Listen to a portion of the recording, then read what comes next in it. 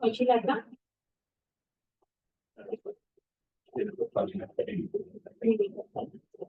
¿Sale?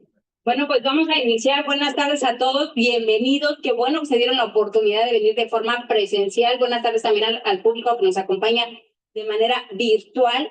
Estamos ya para dar inicio a esta gran conferencia con el querido doctor Enrique Díaz Aranda, todos reconocemos su trayectoria, lo conocemos, y yo le agradezco, doctor, que esté aquí con nosotros para dar esta conferencia, un tema polémico, importante, polémico en este momento, ¿no?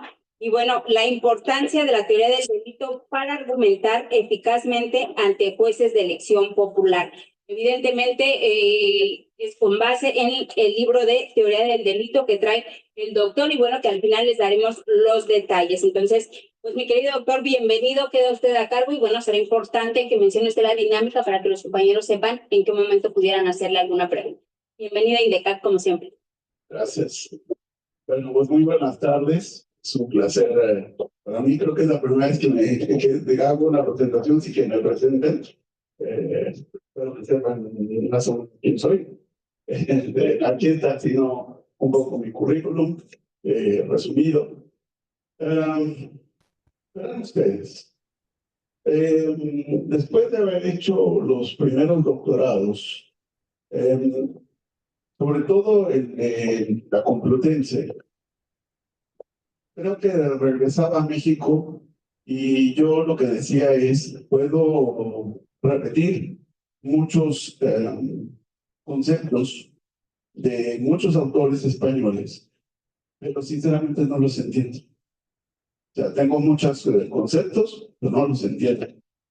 Luego hice de la UNAM y creo que fue lo primero que volví a pensar.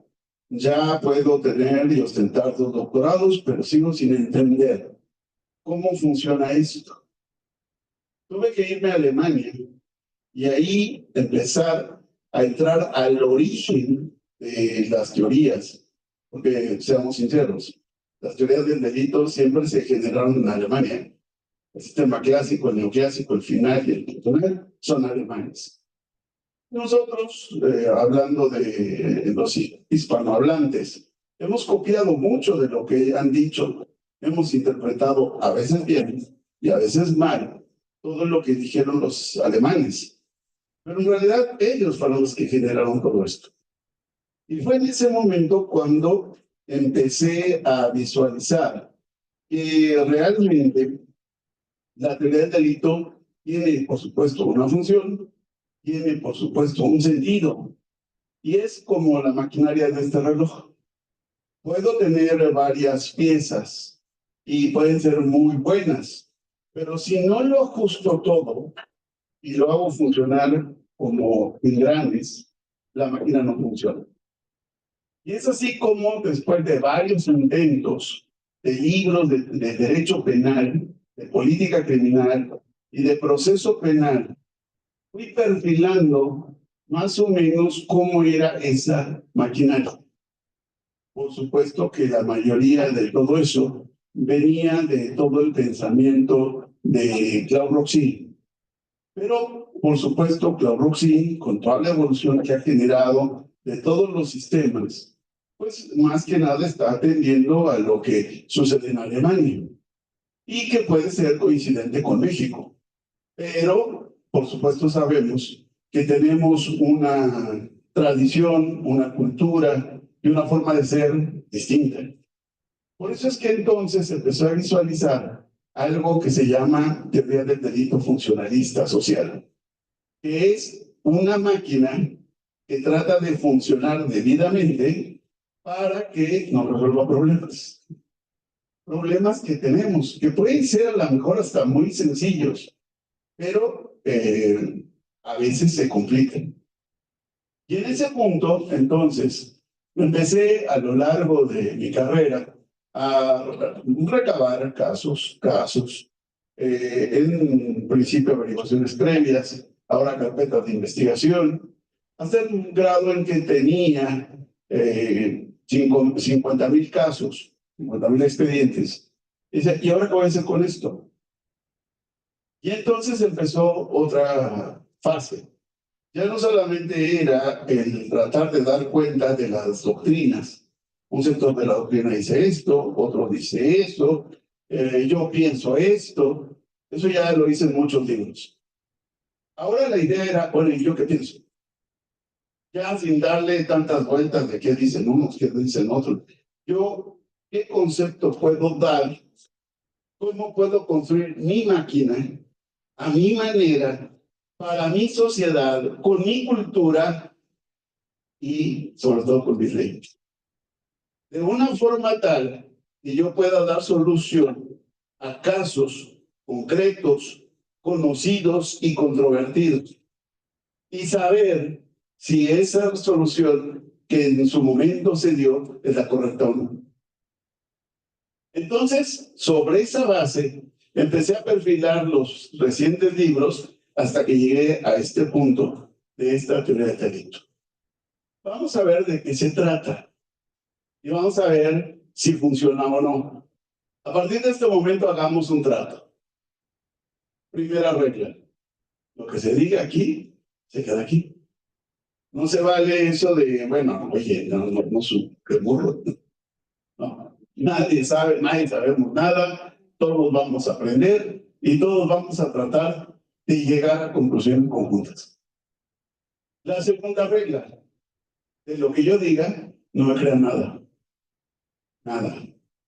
Solamente traten de razonarlo, traten de fundarlo y traten de determinar si hay una mejor solución o esa les convence. ¿De acuerdo?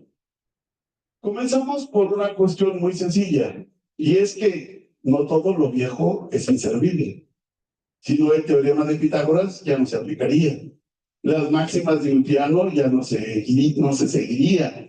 Todo ese gran bagaje del pensamiento romano ya no serviría. Es como un coche. ¿Se acuerdan ustedes el coche en el cual mataron a Pancho Villa? ¿Cómo era? ¿Cómo fue que mataron a Pancho Villa?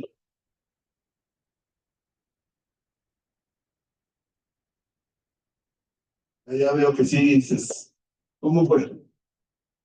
Lo emboscaron. Lo emboscaron en unas calles cerradas. Y el sicario casi lo persiguió y lo fue balanceando, corriendo. ¿Por qué? Era una plataforma, tenía 4 ruedas, tenía una carrocería y tenía un motor. Son 4 principios fundamentales, ¿cierto? El Ferrari que ustedes tienen también es una plataforma, tiene 4 ruedas, tiene una carrocería y es impulsado por un motor. Nada más que el funcionamiento es bien distinto al que tenía Pancho Villa. El de ustedes corre de 0 a 100 en ¿cuántos segundos?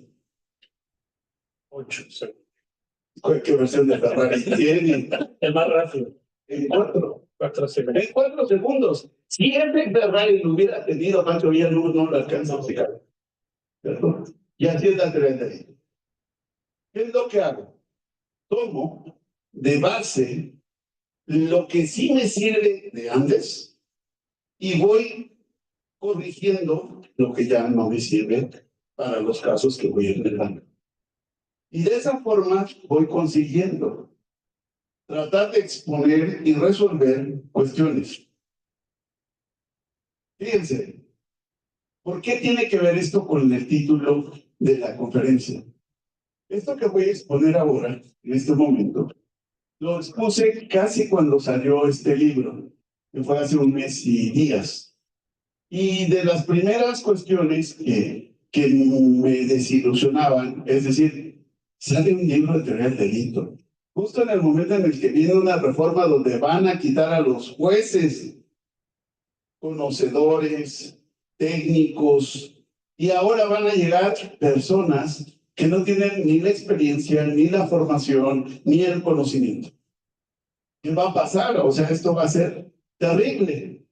Pero bueno, afortunadamente ya teníamos el compromiso y justo era en un poder judicial. Y entonces me dijo en las preguntas un juez: oiga, pero eso yo se lo entiendo. Pero, ¿lo va a poder usted argumentar ante un juez que no tiene conocimiento? Y en ese momento me abrió todo el panorama. Porque le dije, tiene usted razón, su señoría. Usted es un juez de carrera, tiene conocimiento y experiencia, ¿cierto? No me cabe duda. Dígame una cosa, con lo que yo expliqué hoy, ¿es así como ha resuelto casos como esos? Digo, no. Ah, quiere decir que entonces usted ya tenía un juicio basado en un conocimiento y una experiencia que así resolvía sus cuestiones, sus casos. ¿Qué es lo que pasa? Yo solamente le hice razonar para explicarle cómo es que se podía resolver ese caso. Y con eso quité todo ese prejuicio, preconocimiento, preexperiencia que usted tenía. Si lo conseguí con una persona que ya estaba formada, entonces yo creo que lo puedo conseguir más fácilmente con una persona que no tiene ese conocimiento.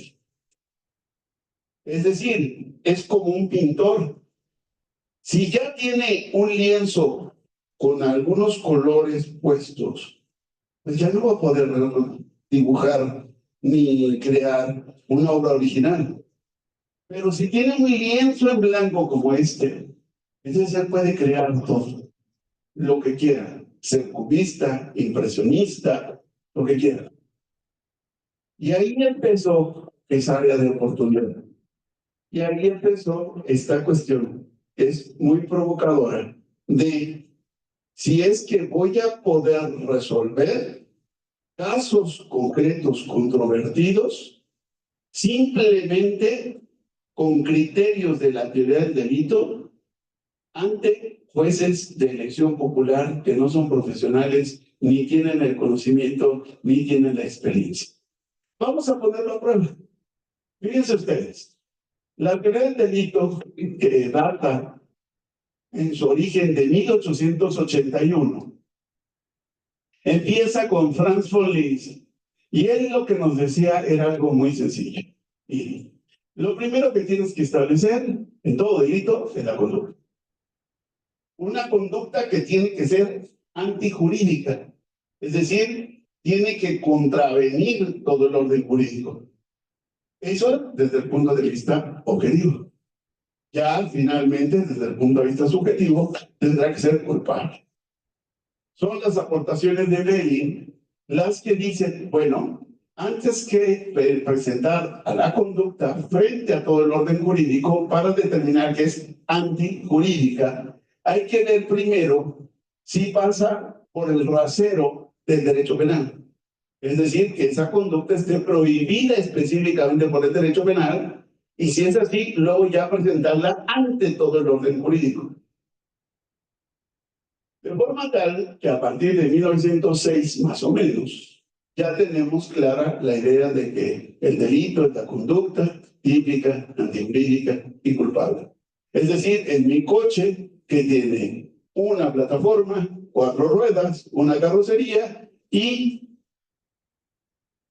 un motor. Así de fácil. Ahora veamos cómo funciona. ¿Qué sí nos funciona y qué no nos funciona de la teoría del delito? Primero, hablamos de la conducta. Una conducta que desencadena un proceso causal que culmina con un resultado. ¿Qué es lo que hizo Franz von Liszt para llegar a crear todo el sustento científico objetivo para establecer esa relación causal? Acudió a algo que se llama causalismo. Díganme ustedes qué es el causalismo. Porque ustedes recordarán que en la reforma de 1993-94, todo el mundo se desgarró las vestiduras y empezaron a decir, llegó el finalismo. Y la pregunta era, ¿eres causalista o finalista? Hay de aquel que dijera causalista o decía, no, vamos a estudiar. El finalismo es lo de hoy. Pero vamos a ver qué parte era cierta y qué no. Causalismo, ¿qué es? Yo creo que usted sabe. De lo que he aprendido de mis compañeros. Pues mire, aunque todo el mundo señala que se trata de una escuela, que obviamente es una corriente, que tiene influencia sobre muchas cosas, a mí me ha gustado simplemente simplificarlo en la estructura de este nexo que usted ha señalado hasta este momento, en donde todas las causas que puedan llegar a proceder de la conducta y que produzcan un resultado van a tener una importancia de valoración para poder otorgar una responsabilidad a quien realice esa conducta. Entonces, en conclusión, independientemente de entrar a temas de escuelas o corrientes, me parece que tienen que ver con este nexo en específico, con independencia de lo que usted también señaló, que es hasta la culpabilidad en el momento en el que se analizaban los sujetos. Es decir, como escuela puede tener muchos elementos, me gusta a mí simplificarlo y señalar que tiene que ver con un aspecto del nexo de causalidad con estas modalidades que platicamos, pero usted me corregirá. No, me parece muy bien. Su razonamiento es más profundo, porque quitó lo de las escuelas y se quedó solamente con la conducta. Pero entonces quiere decir que ya tiene el conocimiento de esas escuelas. ¿Qué le han contado de esas escuelas? Ya no es su pensamiento lo que lo dijeron. Exacto. Lo que le digo el primo de un amigo. Estos primos que me han contado que las tres escuelas principales, ¿no? Causalismo, el finalismo, el funcionalismo, obviamente tiene que ver mucho también con el contexto social. Okay. Estábamos en el tiempo de la importancia de las leyes de la naturaleza, de lo óntico, de las cosas del ser, es decir, la explicación no era tanto normativa cuando teníamos una escuela absolutamente clásica. Entonces, obviamente, la manera en que se trataban de resolver los conflictos era por las leyes de la naturaleza. Este causalismo realmente trataba de ver las fuerzas de lo óntico y por eso en esta adecuación en donde no existía un tipo como tal hasta 1906 con Belling y existía una culpabilidad en donde teníamos nosotros ubicado el dolo y la culpa, que posteriormente se modificó, me parece que para no hablar demasiado, tiene que ver con el momento. Okay. El momento. Entonces el causalismo, ¿dónde ubicaba el dolo y la culpa? El causalismo, la culpabilidad. Ok. Y aquí ya casi iba. Casi. Está perfecto. ¿Pero qué creen? Si hablamos como sistema, el sistema es el clásico. Y ese es el que podíamos llegarlo a comparar con el sistema final y el funcional.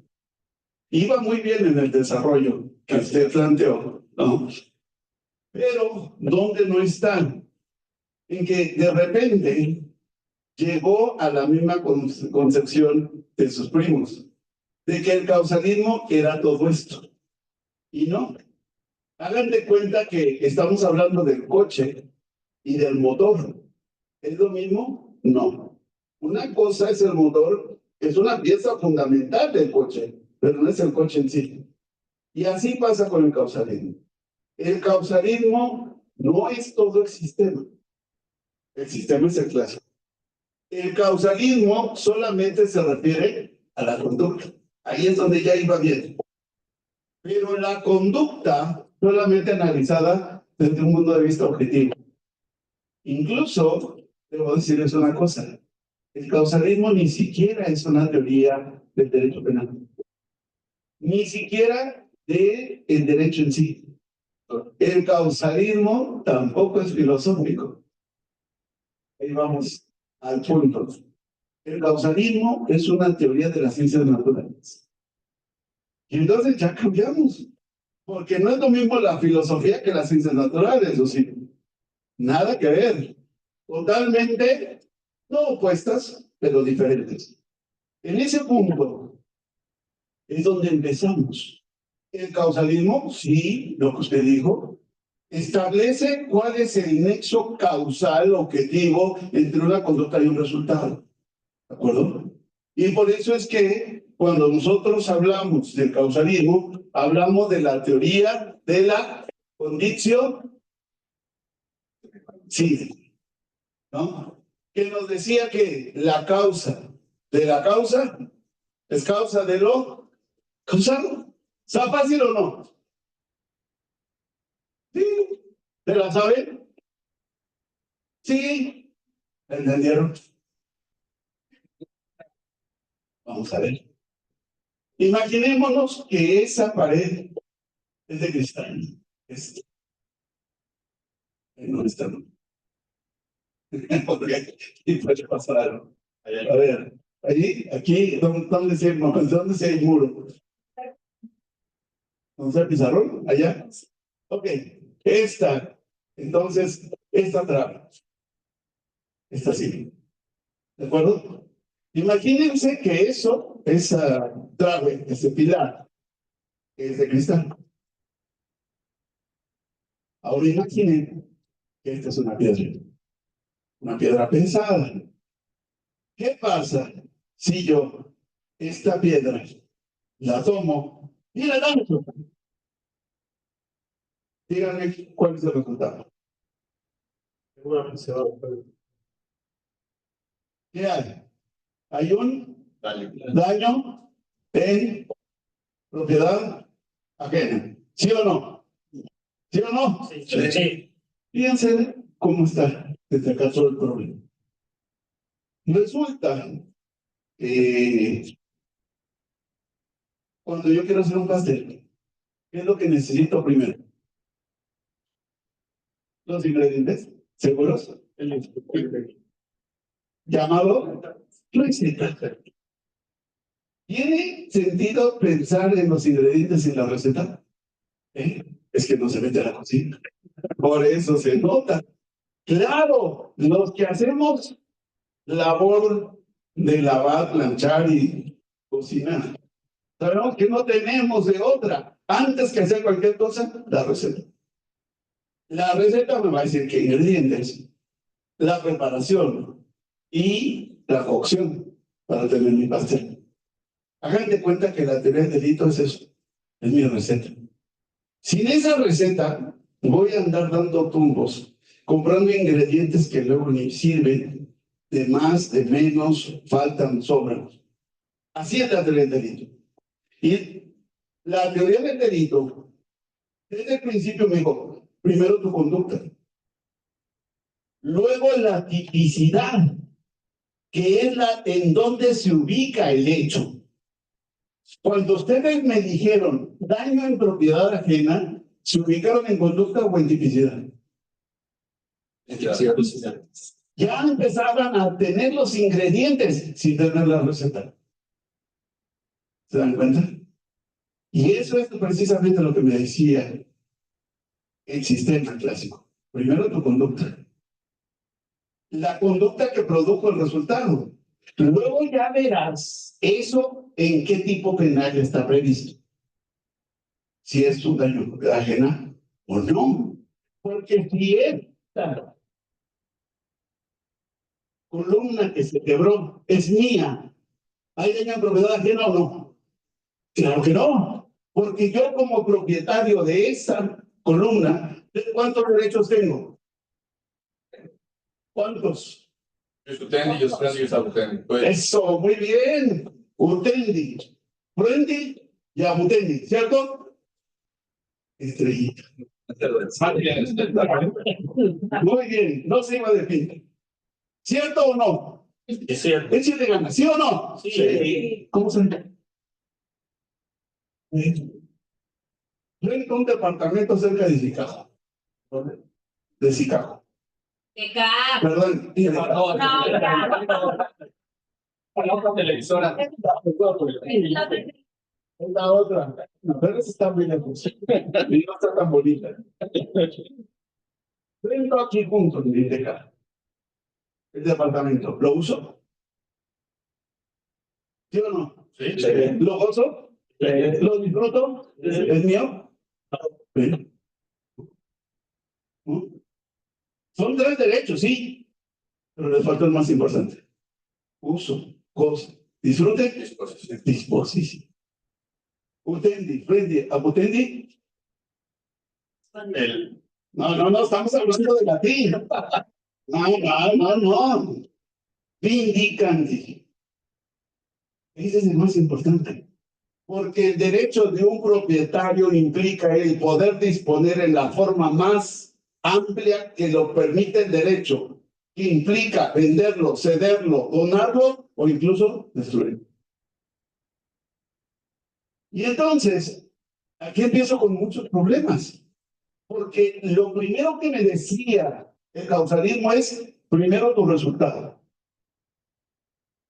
¿Cuál es el resultado aquí? El que dijo el maestro Alvarado. ¿Cuál era? El cristal roto. Ese sí es mi resultado. Cristal roto o columna rota. Este es mi resultado. Ahora lo que me decía el causalismo es, ¿cuál es la causa? El haber lanzado la piedra, ¿sí o no? Échale ganas, ¿sí o no? No es cierto. ¿Y por qué? No es cierto. ¿Por qué? Porque este cristal se rompe, esta columna se rompe por el impacto. El impacto. El impacto de la piedra en el cristal fue la causa que produjo ese resultado. Pero esa a su vez es el resultado de una causa anterior. ¿Cuál es? Haber lanzado la piedra, ¿sí o no? Tampoco. ¿Por qué? No, Daniel, ¿por qué enojó? No, no, por supuesto, muy enojado. No pasa nada. Pero doctor, Por eso es objetivo. Es una película en reversa. El vidrio se rompe por el impacto de la piedra. La piedra se impacta porque viaja con una fuerza y dirección. La fuerza y dirección. O trayectoria. Entonces es la fuerza y dirección o trayectoria de la piedra. Esta es la causa. Que a tu vez es el resultado de una causa anterior. ¿Cuál es? Y ahora ya no quieren decir, pero ahora sí es la conducta de lanzar la piedra. La conducta de lanzar la piedra. La fuerza ya la teníamos aquí. ¿De acuerdo? Es decir, obvio. Por eso nos quería decir aquí, palitos, bolitas, ese chingadero que es el claro. Dice nada más una cosa. Esto es lo que nos decía el causalismo. Primero mi resultado. ¿Cuál es el resultado? No el que yo creo.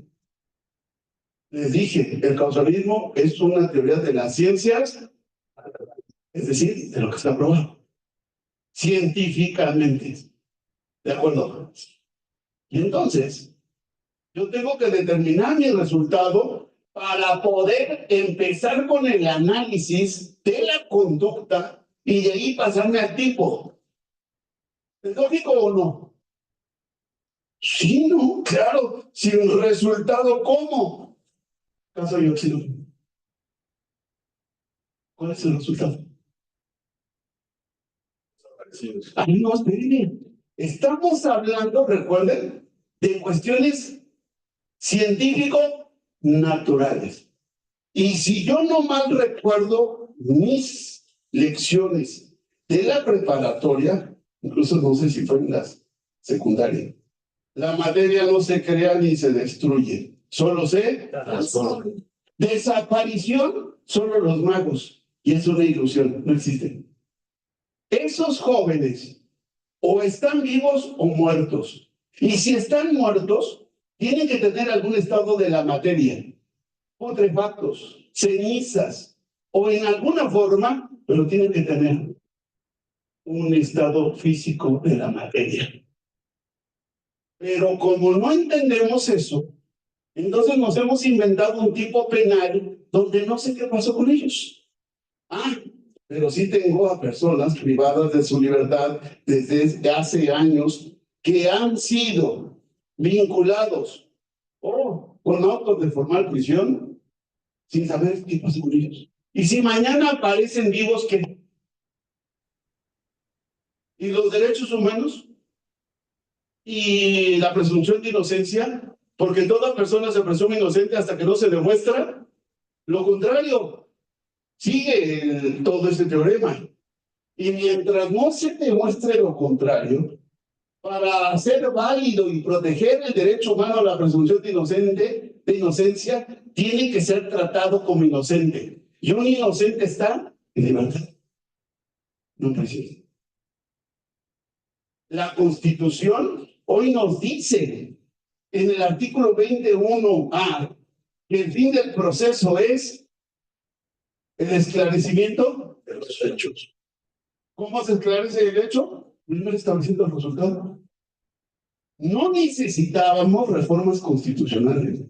No necesitábamos un código de procedimientos penales ni un cambio de proceso penal del mixto al acusatorio, cuando eso ya nos había dicho el causalismo desde 1881.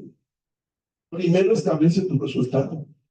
Porque si no tienes un resultado, no sabes de qué conducta estás hablando y no puedes pasar al juicio de felicidad. Ya no, Ayotzinapa es solo un caso, pero hay muchos casos. Déjenme contarles uno. Alvarado, Veracruz. ¿Por qué se caracteriza ese pueblo? Son groseros.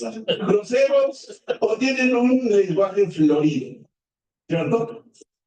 Se encuentran dos enemigos en una fiesta. Hay 50 comensales. Le dice, ¿qué ves? Lo que te ves. Ah, cabrón, puto. Perdón. Menores de edad muerta.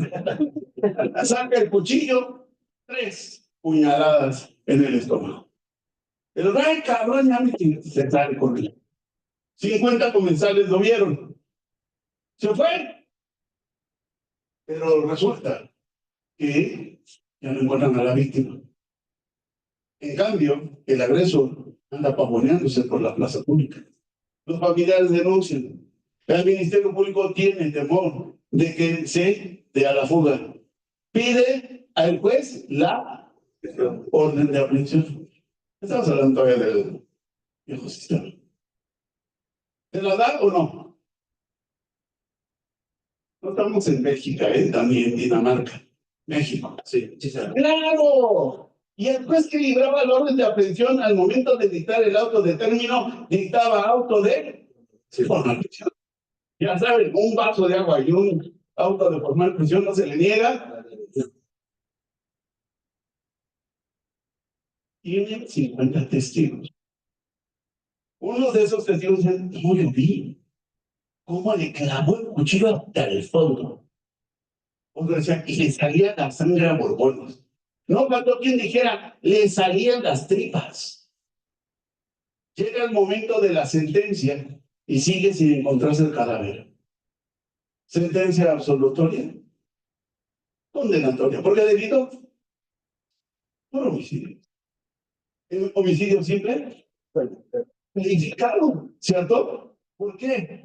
Porque dice, no, pues no puede ser. Es eso, por supuesto, un homicidio calificado. ¿En base a qué? ¿A que tengo testigos? Tengo pruebas. Tengo 50 testigos. ¿Está probado? ¿Por qué? ¿Qué prueba un testigo? ¿El hecho? ¿Prueba hechos? ¿Usted ve bien o no? ¿Ve bien? ¿Sí? ¿A qué distancia me bien? Más de 20. No, ¿a qué distancia me bien? 50, 60, 50 centímetros. ¿Durante cuánto tiempo? más de 15 minutos. 20 minutos. 15 minutos. ¿Qué traía yo en mi indumentaria que ya no traía? Ahorita le pregunto a usted, Pérez. Está preguntando ahí. Gracias. Las gafas, ¿cómo eran las gafas? Creo que, bueno, negras de los espejos, pero eran, creo que un poco naranja. Con Negro naranja. con naranja. Negro con naranja. ¿Qué? ¿Sí? ¿Nada más? Eh, Sí. Usted. No, las mujeres son más observadoras. Usted. ¿A qué distancia me ha visto? ¿Cuál? 1 metro. 1 metro. ¿Ve bien? 2 metros. Más o menos. ¿Y durante cuánto tiempo? ¿Cuál? 20 minutos. ¿Qué traía que no tengo? Lentes. ¿Cómo era? No lo recuerdo. Quizá unos lentes. Nada más. A ver, ¿usted qué quería decir? Tengo unos lentes color rojos con el vidrio ahumado. ¿Ve ¿Eran rojos o ahumados? Eh, O los dos. los cristales ahumados, como tipo ahumados. Los cristales ahumados. Y, Y la armazón la armazón como roja, aquí. como roja, ¿cierto? ¿Nada más o algo más? ¿Alguien vio algo más? Era un bifocal de pañuelo que traía. Un pañuelo, ¿qué? ¿Cómo era el pañuelo? Era gris, pues que soy daltónico. Ah, entonces era No, negro. lo vi yo gris, iba al borde, no traía este borde. Traía Gris. arras. ¿Sí? Sí. ¿Alguien más? Fíjense, sí. Los anteojos, aparentemente cristal, fotográfica, bueno, no sé el material, pero sí como verde. Como verde, ¿no? Como verde. Ok. Aparentemente podrían haber sido policarbono con unas cajas naranjas, un borde de un pañuelo, como azul, grisáceo, azul, pizarro, con unas franjas como naranjas, con unas como semiflor de gris, algo así. Semiflor de lis naranja. Sí, naranjas. ¿No? Así. ¿Son contestes? ¿Mis testigos? Ok.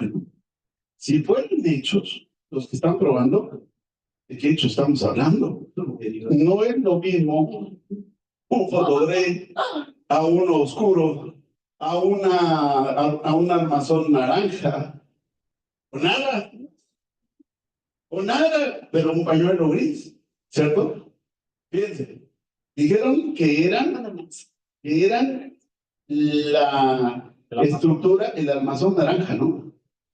Y que aquí eran negro con naranja. Son naranjas. Son negras, el armazón es negra. Negras. Y esto no es naranja, es medio color vino. Sí, ¿Se dan cuenta? sí. Y sí existía, aunque alguien dijo que no. Por eso es que los testigos no pueden probar hechos. Y el pañuelo, que dijeron, casi le dan, Nos quedamos a bailar. pero no es naranja, Eso, ¿verdad? Y si existía, ya subes. aunque tres negaron su existencia. ¿Se dan cuenta? Este es mi problema. Esto es lo que decía el causalismo que no puedo aceptar. El decir tus posiciones. Tiene que estar probado el hecho. Y sin embargo, ustedes saben que hay procesos penales que se sustentan en puras testimoniales. Y se dice, está probado el hecho. ¿Cómo? ¿Cómo? Porque hay testigos que dicen, lo vio mi ojo que se lo debe comer el gusano. No sé. ¿Cómo? Y no somos los únicos, ¿eh?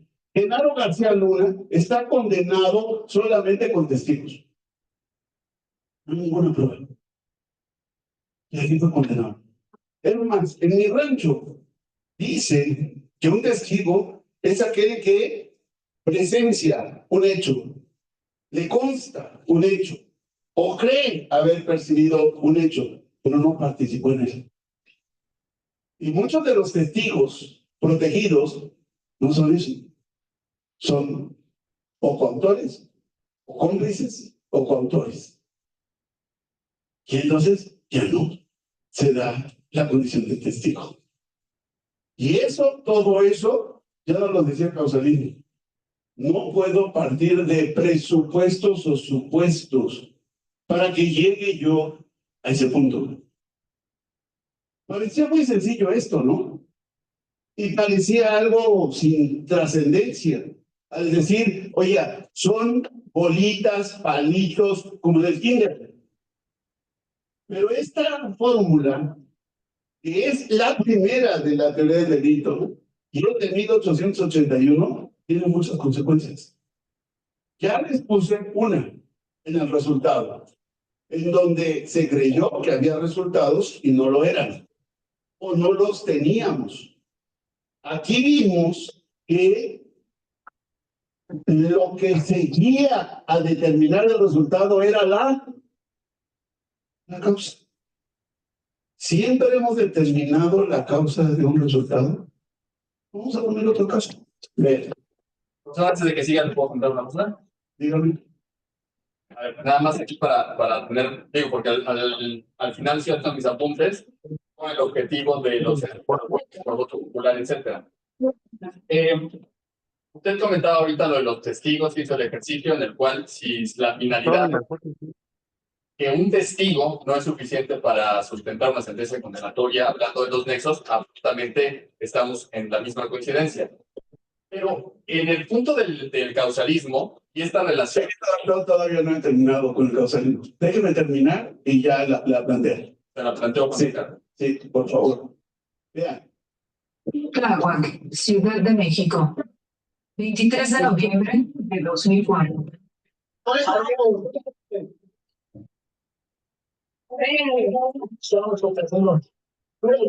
Edgar Moreno. Somos de la PGP, estamos investigando en la conmemoración, somos de inteligencia del terrorismo del PGP.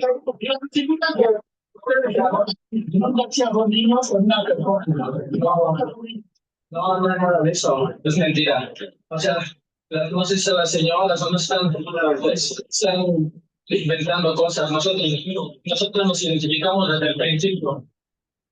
Un grupo de pobladores de la comunidad de San Juan Ixtayopan linchan a 3 agentes de la Policía Federal Preventiva señalados como secuestradores. Solo uno logra sobrevivir. Los hechos se desarrollaron cerca de las 19 horas, cuando los agentes de la extinta Policía Federal Preventiva, Víctor Mirines Barrera, Cristóbal Bonilla y Héctor Moreno Nolasco, arribaron a la comunidad a realizar labores de investigación en contra del narcomenudeo. Sin embargo, los pobladores aseguraron haber sorprendido a los agentes tomando fotografías a menores de edad, por lo que fueron acusados de ser secuestradores.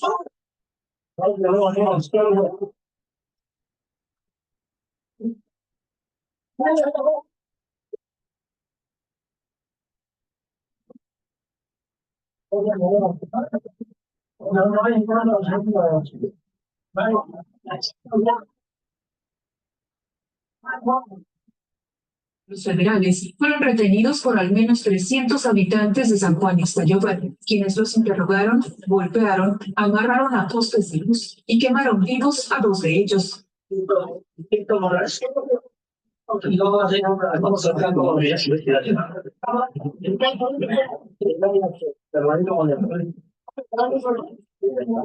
Posteriormente, el agente Edgar Moreno Nolasco fue trasladado al kiosco y tras casi 3 horas de iniciar el linchamiento, fue rescatado con vida por policiales, quienes llegaron al lugar y disiparon a la población con gases lacrimógenos.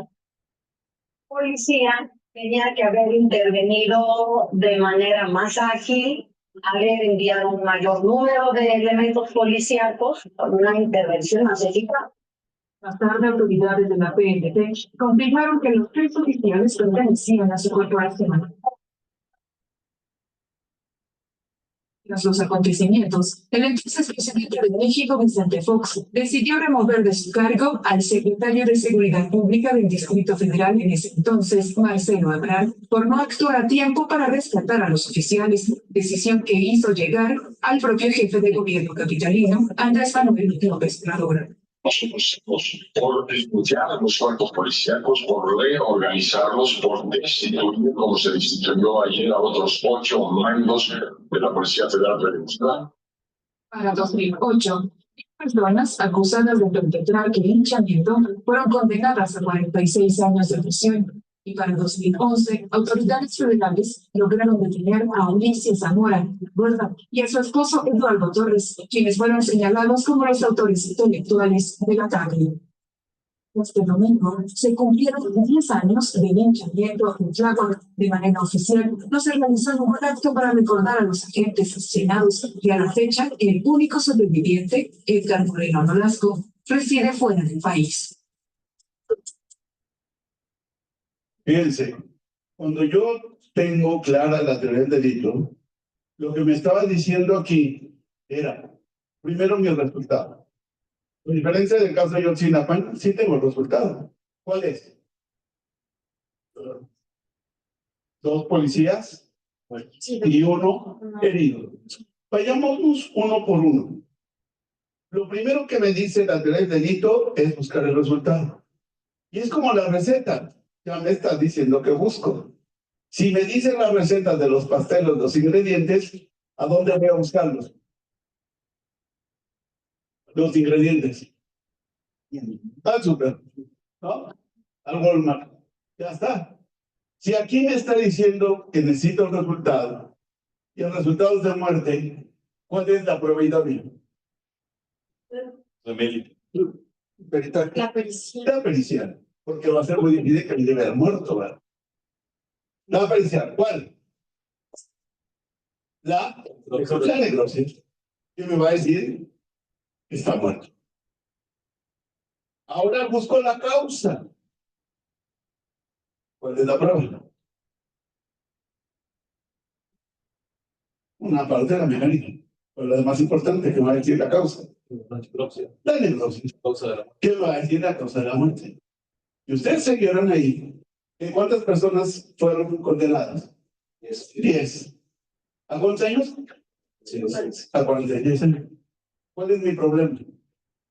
¿Los 10 pudieron matarlos? No. Seguramente hubo uno que dio el golpe mortal. Y tendríamos que seguir esta cadena para ver cuál fue la causa de la muerte, cuál fue esa herida que hizo que un órgano fundamental dejara de funcionar y quién se lo propinó. Pero nuevamente la ley.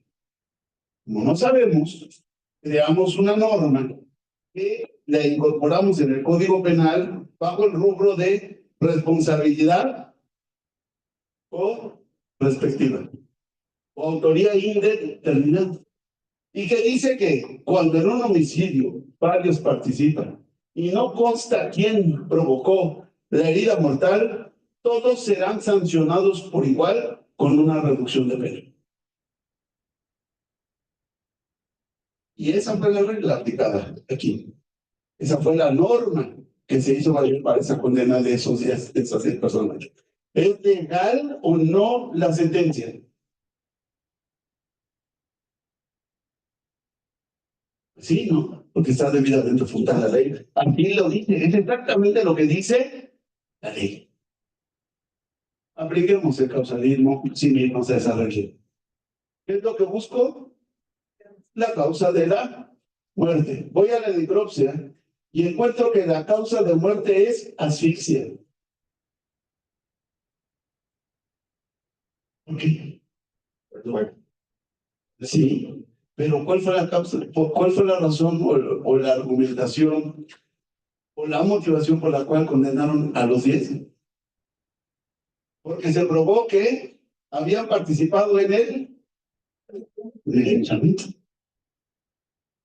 Y entonces, ¿el asfixia? Y sí, porque una persona que está viva respira. Si estando viva la queman, al respirar inhala el fuego, pero lo primero que entra es el humo. Y el humo es el que genera la asfixia. Por lo tanto, entonces, muerte causada por asfixia, generada por el fuego que inhalaron y entró al cuerpo, derivado de la ignición de la gasolina y el fuego del cerillo que les lanzaron. Y eso nos lleva a la conducta de la persona que los roció de gasolina y el que les echó el cerillo. Y así como está probado que los 10 condenados participaron en el linchamiento, también está probado que ninguno de ellos les echó la gasolina ni el cerillo. Es decir, fueron condenados por un crimen que ellos cometieron. Ya me pueden decir, no, bueno, pero puede ser tentativa de decir otro. Pero ese delito no lo cometieron ellos. Y los que lo cometieron ni siquiera fueron sujetos de investigación. ¿Por qué? Otra vez. Porque el causalismo no fue seguido. Si nosotros llevamos todavía más a un grado superlativo todo esto, podríamos llevarlo a problemas ahora de omisión. Si eso que es lo más sencillo, una teoría de 1881, no la hemos superado, ahora cuando entramos a problemas de delitos de comisión por omisión, todavía es más complicado. Si me dan media hora, quiero poner 2 casos para demostrar lo que acabo de decir. Uno, el caso Rubí, y otro, el caso ABC. Vean en el caso Rubí.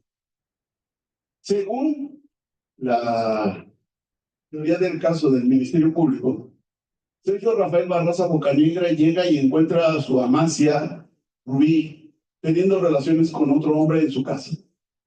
Los golpea, los deja tirados, se pasa a la habitación contigua, se lleva a su pequeña hija de brazos hasta la casa de su padrastro. Le encarga a la niña, le pide prestada una camioneta van, regresa por Rubí y encuentra que el amante ya no está, solo Rubí. La envuelve en unas sábanas, se va y en el camino pasa por su hermano. Los dos hermanos llegan a un basurero clandestino, meten el cuerpo en un tambo y el hermano le prende fuego. Esta teoría del caso la extrajo el Ministerio Público de una declaración de un testigo de oídas, quien estuvo junto con otros con Barraza Bocanegra y oyeron esta narración. Él le comenta a la mamá de Rubí esta historia. Ella le pregunta si sabe por dónde está ese lugar. Le dice, sí, allá por las marraneras. Revisan el lugar y efectivamente ahí estaba el tambo con restos óseos, la mayoría de cerdo, pero algunos eran de una mujer. Y las pruebas de ADN determinaron que era Rubí. Les voy a poner los alegatos de clausura del Ministerio Público. Del Ministerio Público, en este caso, para que escuchen qué fue lo que dijo este Ministerio Público.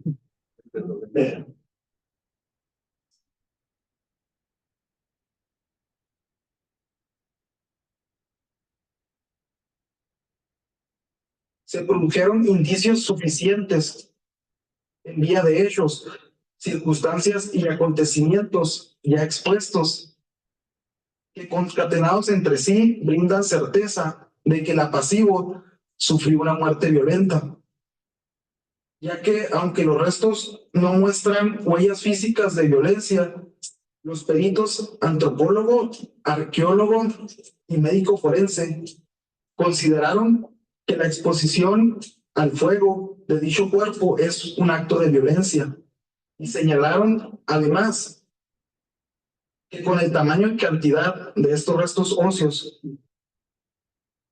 no fue susceptible de establecer causa de muerte. ¿Está muerta?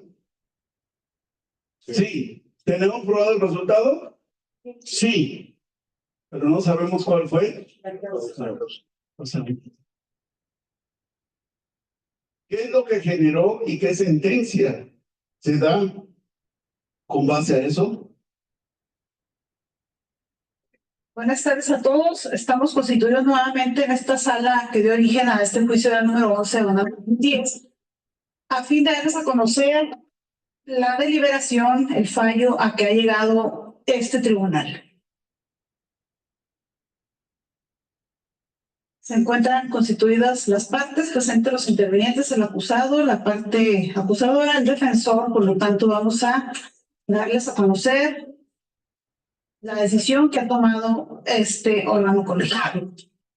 En Ciudad Juárez, Chihuahua, 29 de abril del año 2010, vistos y oídos los intervinientes, este tribunal de juicio oral se ha reunido y deliberado después de haberse clausurado el debate de conformidad a lo dispuesto por los artículos 371, 372 del Código de Procedimientos Penales y de haber valorado todas las pruebas rendidas en la audiencia con arreglo a las normas contenidas en el artículo 333 del mismo cuerpo legal, y se llegó a la siguiente decisión. Primero, el tribunal absuelve por unanimidad a Sergio Rafael Barraza Bocanegra de la acusación que le hizo el Ministerio Público como autor del delito consumado de homicidio calificado.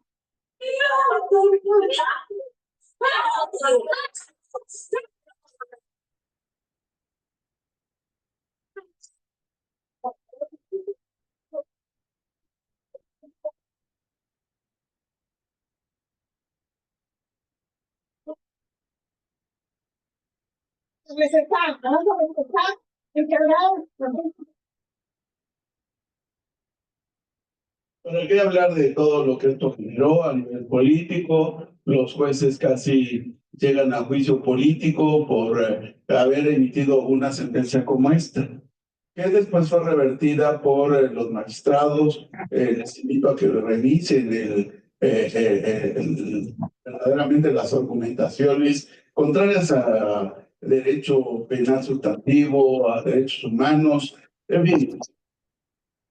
Este tema es uno. Cuando uno revisa las cadenas causales, tiene que pensar en lo siguiente. Si siguiéramos la teoría del caso como la planteó el Ministerio Público, es una mujer joven de 19 años que es descubierta infragante cuando tiene relaciones sexuales con otro hombre. ¿Qué siente al momento de ser descubierta? Miedo.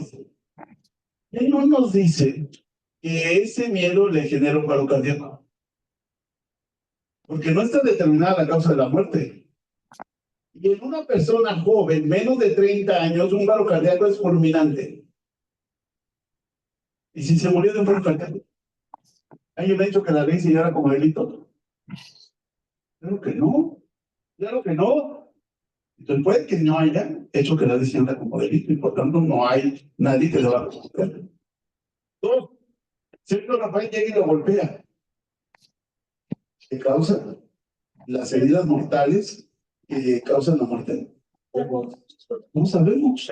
Es más, el Ministerio Público está determinando que con toda la osamenta que encontraron, no había huellas de violencia. Entonces, y luego, bueno, no, yo no estoy diciendo quién sean los culpables, sino yo lo que estoy explicando es el proceso causal, ¿cierto? Y en ese punto, ahora, se lo deja con el amante, y cuando regresa ya no es el amante. ¿Qué hizo el amante? No sé, ¿se fue nada más? ¿O la mató antes de que lo echara de cárcel? Pues no sé, no sé.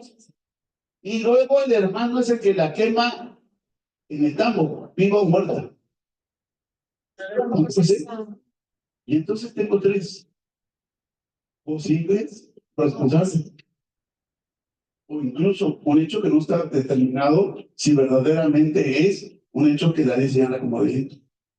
Y cuando hay esa posibilidad tan abierta, ahora sí, el que tiene la obligación de esclarecerlo es el Ministerio Público. Pero si no tiene los elementos para combatir y vencer la presunción de inocencia, ¿cómo es que acusa? ¿Cómo es que acusa?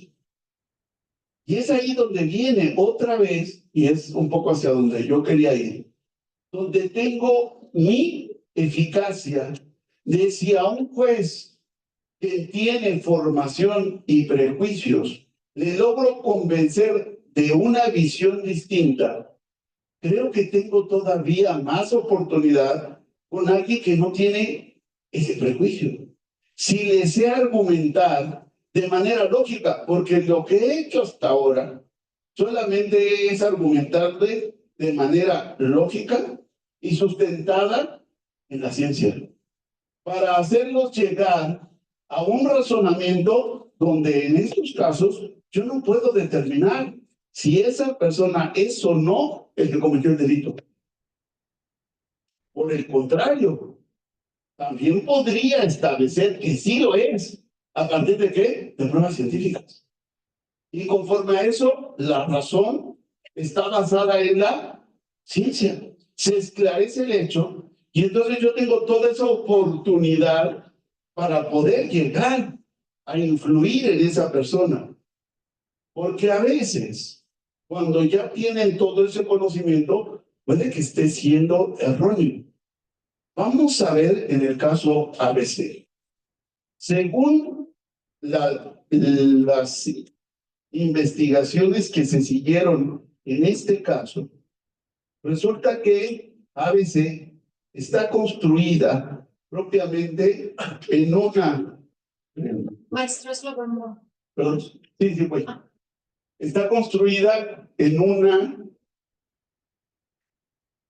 zona industrial donde hay naves.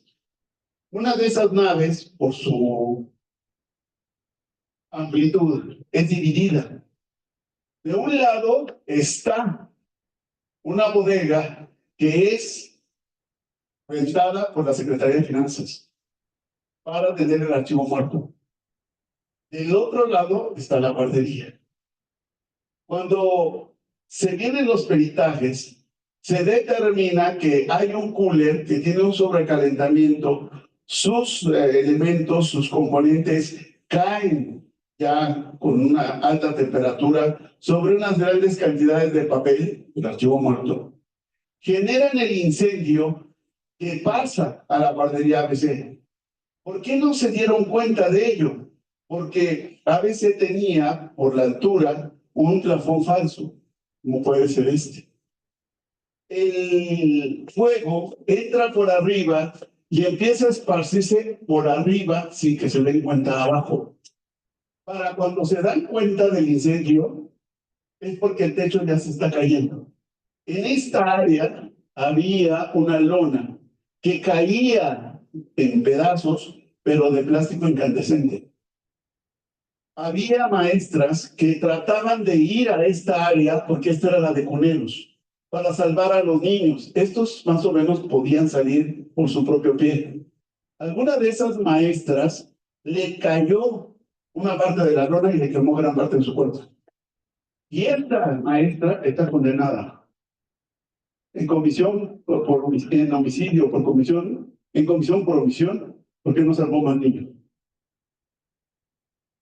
Pero hay uno más, entre otros condenados, que es el director de Protección Civil, Guillermo a la Triste Cantiani.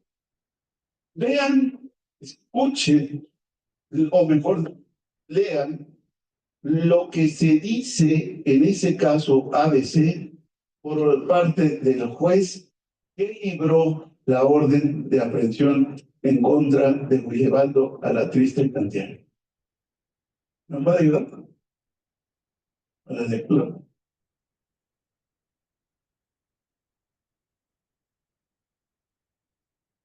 ¿Sí lo ve? ¿Usted? Desde el artículo 40. La resolución. Es no la resolución, es Aquí. la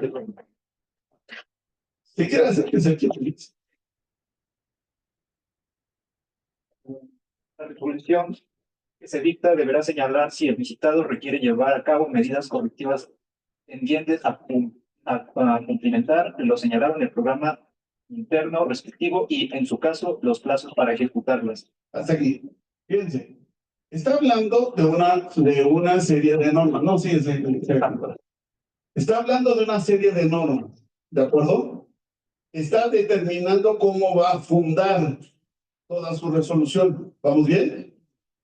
Viene a cambio, en que a continuación, una cita de varios artículos de la Ley de Protección Civil de Sonora. Si no mal recuerdo, la Ley 121.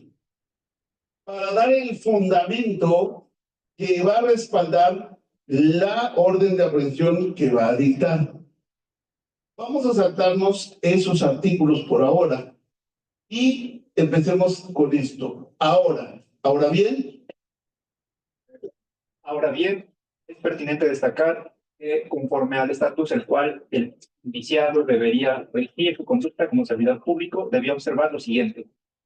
Guillermo a la Triste Cantiani, como titular de la Unidad Estatal de Protección Civil, conforme a la Ley 161 de Protección Civil para el Estado de Sonora, tenía las facultades de ejecutar las políticas, programas y acciones de protección civil en la entidad con el fin de salvaguardar a las personas, su patrimonio y entorno, así como el funcionamiento de los servicios vitales y estratégicos en causa de riesgo, emergencia, siniestro o desastre, para lo cual debía realizar actos de inspección a la bodega contigua a la guardería ABC para constatar el cumplimiento de las disposiciones relativas a la constitución de unidades internas y a la formulación y aplicación de los programas internos a cargo de los establecimientos. entre ellos la bodega contigua a la guardería ABC, señalando al visitado si requería llevar a cabo medidas correctivas, tales como la construcción de salidas de emergencia, la instalación de sistemas de seguridad, el resguardo de objetos pudieran ocasionar un peligro y el retiro de equipo que por sus condiciones constituyeran un riesgo. Deber que no cumplió, pues omitió llevar a cabo actos de inspección a la bodega contigua a la guardería ABC a fin de verificar la constitución de la unidad interna de protección civil y el cumplimiento del programa interno correspondiente, trayendo como consecuencia que no se hayan formulado las medidas correctivas y de seguridad que hubieran eliminado o moderado el riesgo que representaban las cantidades de papel almacenados en anaqueles colocados contra el muro de la bodega arrendada por la Secretaría de Hacienda del Estado de Sonora. Compartía con la guardería ABC y al no hacerlo así, trajo como consecuencia que al iniciarse el fuego se propagara a la guardería ABC, ocasionando el fallecimiento de 49 menores y lesiones de 19 menores y 3 adultos.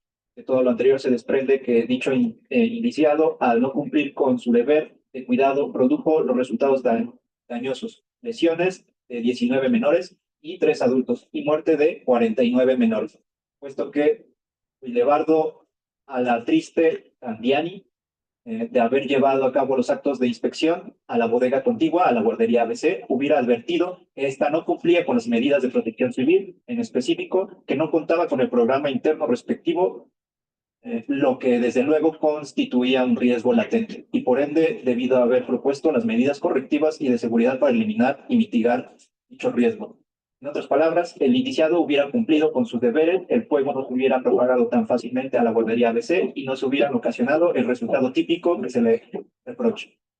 Sirve de apoyo a lo anterior la jurisprudencia emitida por el segundo tribunal colegiado del 14º, publicada en la página 500, tomo 4, agosto de 1996, novena época del Semanario Judicial de la Federación y su Gaceta, cuyo rubro y texto dicen prueba circunstancial e integración de la CIVIEN. Gracias. Fíjense todo cómo está revuelto. ¿Qué produce o qué causa el que omite una conducta debida? Un riesgo. Así. Así. No produce nada. No produce nada. ¿Por qué? La omisión no produce nada. La omisión no produce nada. Brillante. Así. No causa.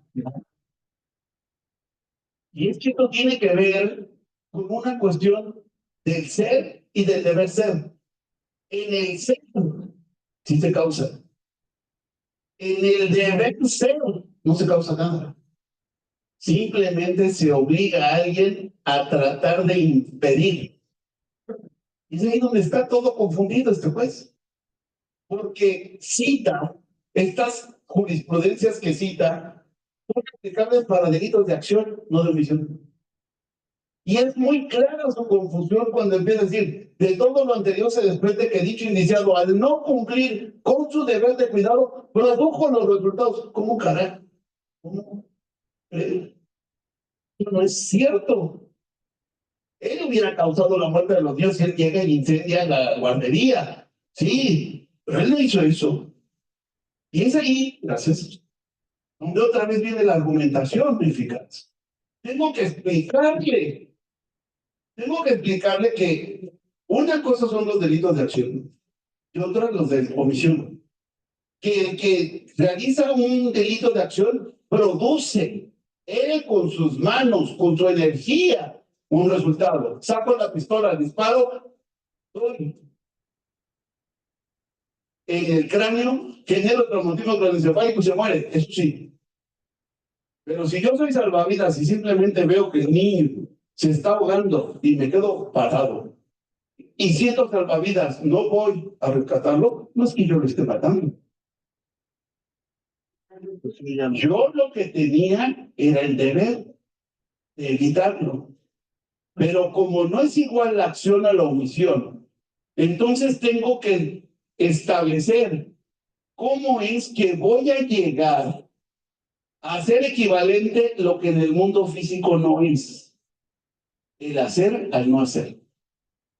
Y eso solamente se puede dar cuando yo puedo interrelacionar normas jurídicas que me pueden llevar a establecer algo que conocemos como posición de garantía, pero que tiene una regla, que es que los delitos que están en el Código Penal son de acción. Y solamente es a través de una fórmula general que yo logro ampliar esa acción a una omisión. Y para no violentar la legalidad, porque no está exactamente descrito, tengo que atender a todas las reglas de la omisión. Y la misma ley, el mismo código, me dice que para que yo haga equivalente la acción a la omisión, primero, tiene que haber un deber de garantía, derivado de la ley, el contrato, el hacer precedente. ¿Aquí en cuál lo están fundando? En la ley. Entonces tengo que ver qué dice la ley para determinar, uno, si tenía deber de garantía, dos, cuáles eran esos deberes. Y aquí el juez está diciendo de una serie de deberes que no están en la ley. ¿Por qué? Lo que dice la ley 161 del Estado de Sonora, Protección Civil, es que el titular de Protección Civil tiene la obligación de hacer saber a los titulares de las dependencias de gobierno que deben nombrar a un comité interno para que ese comité genere el programa de protección. Y una vez generado ese programa de protección, se lo den al director de Protección Civil para que él lo revise y determine si es conforme a las reglas o no, para que haga observaciones y de ahí en adelante corregido simplemente. Pero si ustedes escucharon, lo que está diciendo el juez es que todo eso lo tenía que hacer Guidabaldo Alatriste Candiani. Y no. El único que tenía que decirle en este caso en concreto era al secretario de Finanzas que él tenía la obligación, el secretario, de nombrar al comité interno y todo lo que sigue. ¿Y saben qué? Hay 2 oficios con acuse de recibo en diferentes fechas en las que Guidabaldo Alatriste Candiani hizo eso. ¿Quién fue el que no nombró al comité interno? El secretario de Finanzas. Y sobre el secretario de Finanzas no hubo proceso, ni carpeta de investigación. En su momento, averiguación previa, que era lo que le correspondía. No hay. ¿Por qué? Porque aquí estamos hablando de una serie de prejuicios que tenía el juez que no había comprendido bien y que utilizaba incluso criterios jurisprudenciales, donde algo le decía que esos criterios jurisprudenciales eran de aplicación obligatoria. Yo no sé quién les dijo al Poder Judicial Federal que tenían el conocimiento suficiente como para generar ese tipo de criterios que eran inamovibles y que tenían que ser aplicados siempre. ¿Quién les dijo eso? ¿Tan sabios se creen o qué? ¿Por qué? Cada caso tiene su particularidad. Yo no puedo generar un criterio que sea estrictamente aplicable para siempre. No. No. Sí podrían decir, es orientativo. Y es obligatorio que se llegue a refutar de manera fundada y motivada, pero no que tenga que ser aplicado siempre. ¿Cómo creen? Y entonces otra vez viene. Yo, ante un juez profesional, puede que tenga ese criterio que sea correcto y demás, pero no necesariamente sí. Y va a ser muy difícil que le quite ese criterio. Y más si me dice, lo que estoy contando en jurisprudencia, sustentando en jurisprudencia. Y luego me dice, no, pero si tiene línea, no, si tiene línea. Ya da igual que sea juez de elección popular o juez de carrera, ya va a tener esa resolución. Nada más que una cosa. De un 100% de asuntos que traen línea, de un 100% de asuntos, solo 5 o 10% como máximo tienen línea. Tengo como gran área de oportunidad un 90% de que con una argumentación debidamente sustentada y explicada de manera sencilla, le puede hacer llegar a una resolución que vaya más acorde con el derecho. ¿Dónde está? En que yo se lo sepa transmitir de manera clara. Si yo le digo, a ver, la ley lo que me está diciendo es que él tenía que hacer eso. Acá está el fundamento. Si él me dice, no, pero es que él tenía, ¿en dónde está la ley? Porque si no está la ley, está haciendo una analogía con mayoría de razón. Y eso está prohibido en materia penal, según el artículo 14. Por tanto, entonces, ahí es donde sigo con la argumentación que me puede dar una teoría del delito que puede ser muy eficaz si yo la sé transmitir con toda claridad. No con palabras grandilocuentes, sino con palabras más sencillas. ¿Qué es lo que he tratado de hacer en este libro? En este libro lo que hice, yo he ido recopilando casos y casos que son con las averiguaciones previas, ahora carpetas de investigación y demás. Al final tengo 50,000. Y de esos, tomé los 500 más representativos para ahora hacer algo distinto. Ya no son los libros que antes escribía de el sector de la doctrina de Alemania dice el español esto. No, ya. Esto ya lo hice, ya están las obras. Ahora este es mi concepto. Estos son 3 casos conocidos donde si se hubiese aplicado ese concepto, la solución habría sido distinta. Y estos son los fundamentos conforme a la Constitución, Tratado Internacional, Código Nacional de Procedimientos Penales, Código Penal. De forma tal que ir explicando la teoría del delito, concepto, casos y fundamentos, es como he encontrado esa idea de ir presentando esa teoría del delito que ahora pretende ser ese Ferrari y no ese coche de Pancho Villa que corría a 25 kilómetros por hora para llegar a una velocidad, ahora sí, de la que da el Ferrari. ¿Cuánto da? 350 kilómetros por hora. Esa es la idea, porque creo que vivimos y estamos entrando a un problema muy complicado. Y es que si ya teníamos pendiente como asignatura la justicia penal, ahora el panorama es muy, muy tenebroso. Pero creo que tener a personas como ustedes, que tienen el conocimiento, que tienen el trabajo, pero que sobre todo tienen en sus manos esa posibilidad de hacer presentar y de hacer que se apliquen este tipo de criterios, puede llevarnos a tener una esperanza de que haya una reversa a esa reforma que ya tenemos, que no sería raro. Acuérdense del 94 y hubo la contrarreforma del 99. Pero por supuesto, cuando tengo temas tan sencillos como la causalidad y vemos que tenemos tantos problemas, ahora cuando tratamos de enfrentar problemas de imputación en delitos de omisión, pues tenemos muchos más. Y si llegamos a cuestiones como las del dolo, pues muchas más. Fíjense, dolo es intención o no de producir el resultado. Conocimiento. Conocimiento. ¿Puede haber un delito doloso sin tener la intención de producir el resultado? Sí, en Guatemala, por ejemplo, en otro país. No, en México. En México no. No. ¿Y qué creen? Sí.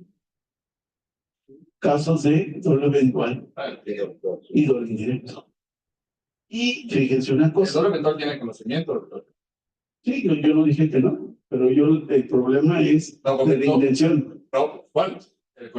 Que tenga... Yo pregunté solamente de la intención. El conocimiento es básico, pero la intención, puedo no tener la intención o querer el resultado y sin embargo se aprovecha. Ese es el punto. Pero ahora el problema más importante es el problema. Cuando yo escribí este libro en el 99, tenía sobre todo el ataque contra la reforma del 94. Pero luego viene el proceso penal acusatorio. Y ahora se necesitaba adecuarlo y ampliarlo a los efectos que tiene precisamente el dolo en el proceso penal acusatorio.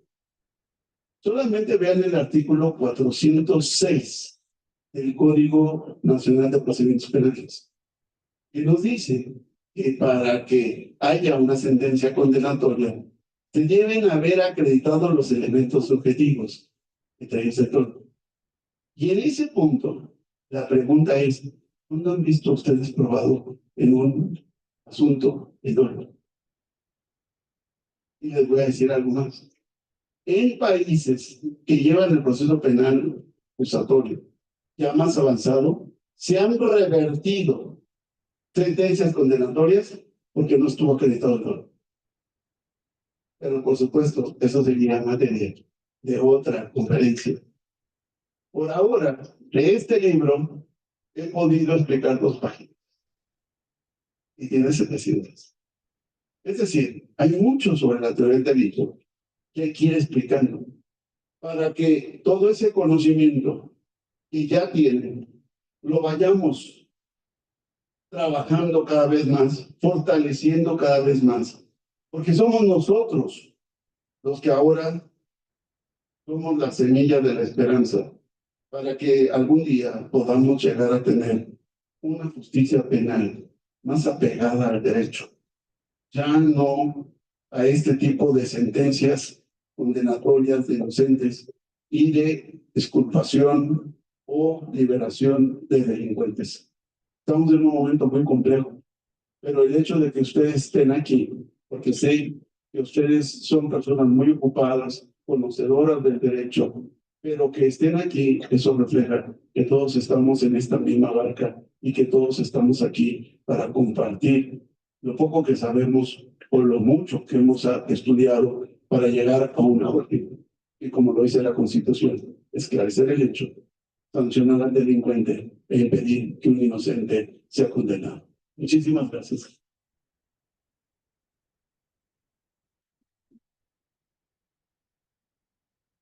Tenemos el causalismo. Nos quedamos en el causalismo.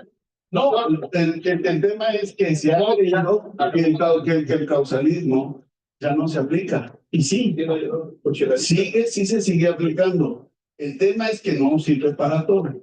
Por ejemplo, el causalismo no me serviría para sustentar un delito de omisión.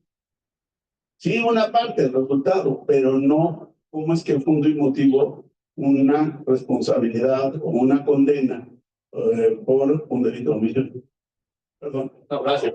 Estaba esperando a que acabara nada más como para, primero que todo, agradecerle, porque siempre es bueno tener personas que se sumen para tener reglas claras. Yo sé que terminó dos paginitas. Al final simplemente tengo aquí unos breves comentarios que fui tomando de lo que señalaba para al final pues, plantearle esta parte que usted nos ha venido a querer compartir y se lo agradecemos mucho. Efectivamente, como lo decía, ¿no? Esta parte que pone usted en el pizarrón se usa actualmente.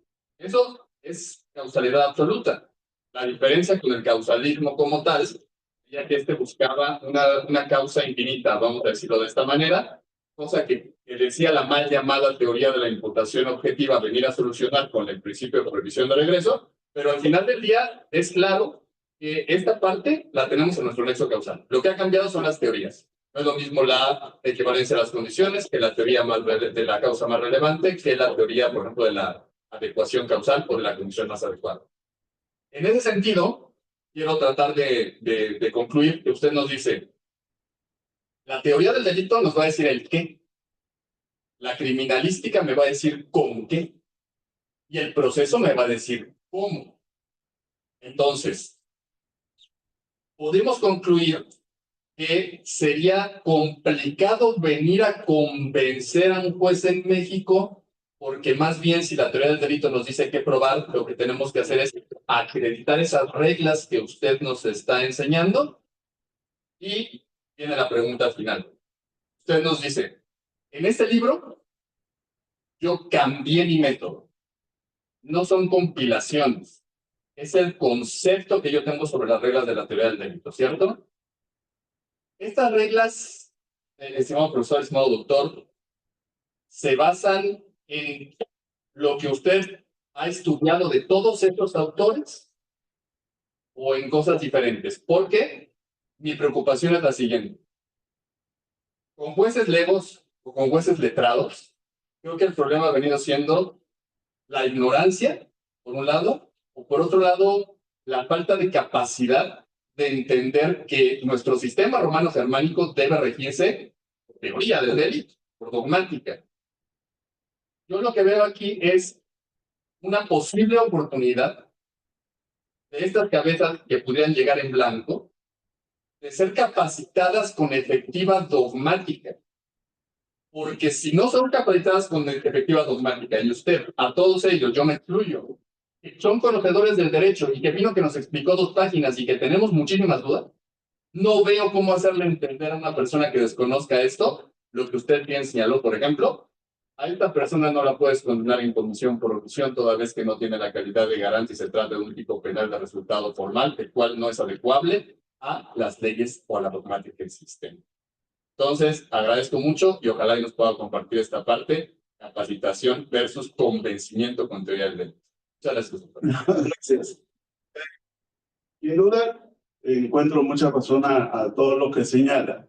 Yo, evidentemente, solamente empecé, como dije, con las 2 primeras páginas.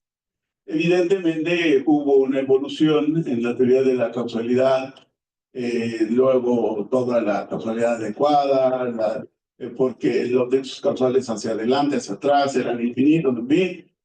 No, yo ya no doy cuenta de eso, no, solamente es que empiezo con eso.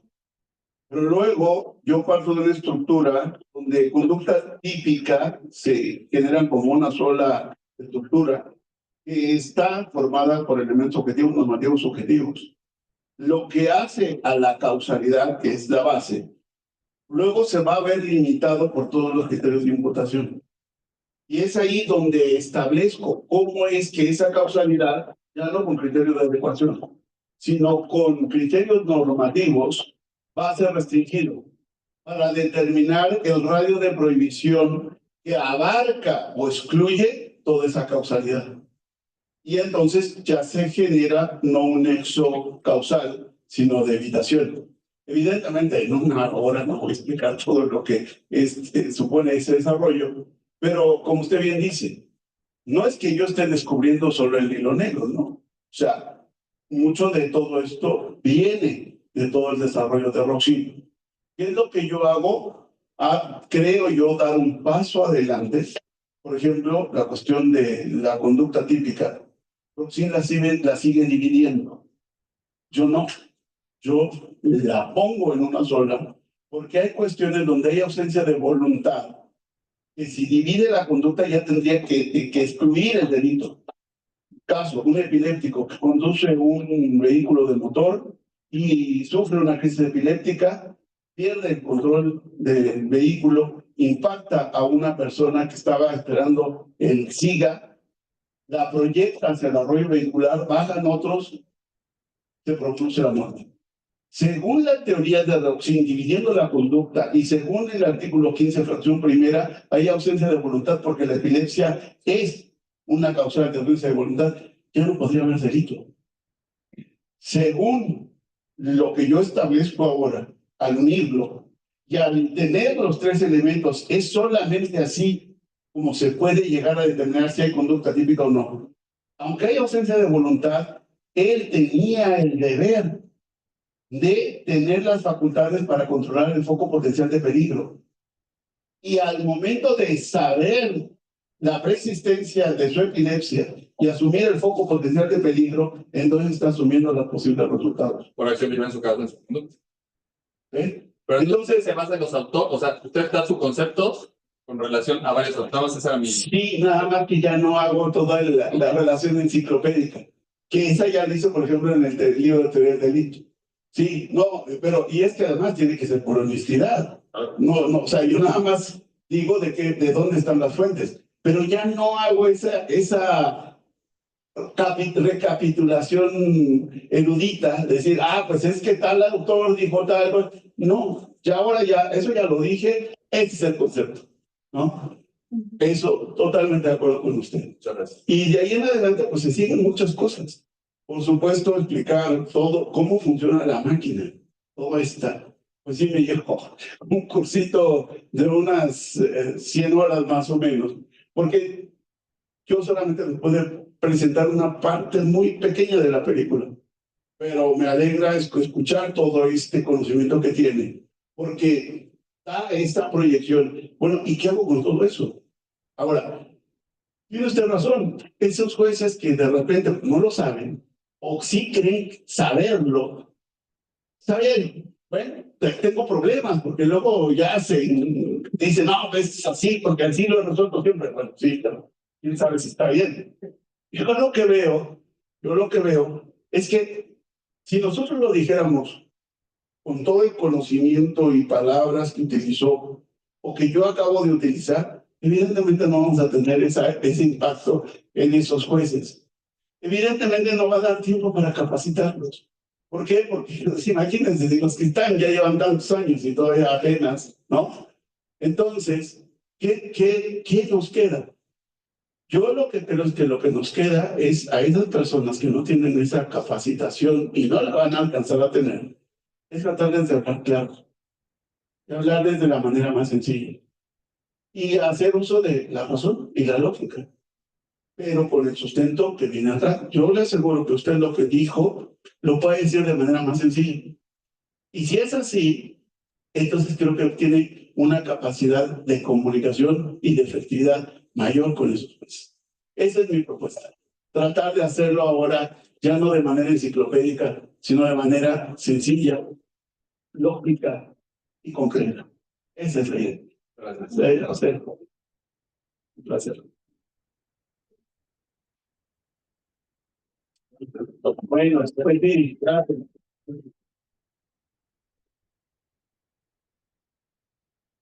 Y bueno, si alguien está... Si no hay ninguna pregunta, ningún comentario, aprovechen ahorita que está el doctor para que les firme el libro. Sí va a firmar libros, ¿no? Claro, por supuesto. Déjenme decirles una cosa.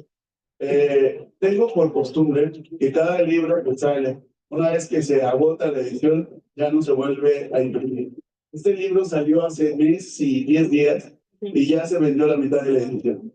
Entonces, la verdad es que para mí es un gusto. Y ha estado muy solicitado hasta que logramos esta fecha, ¿verdad, doctor? Sí. Sí. Entonces los invitamos a que lo adquieran. Aquí está para que lo puedan firmar.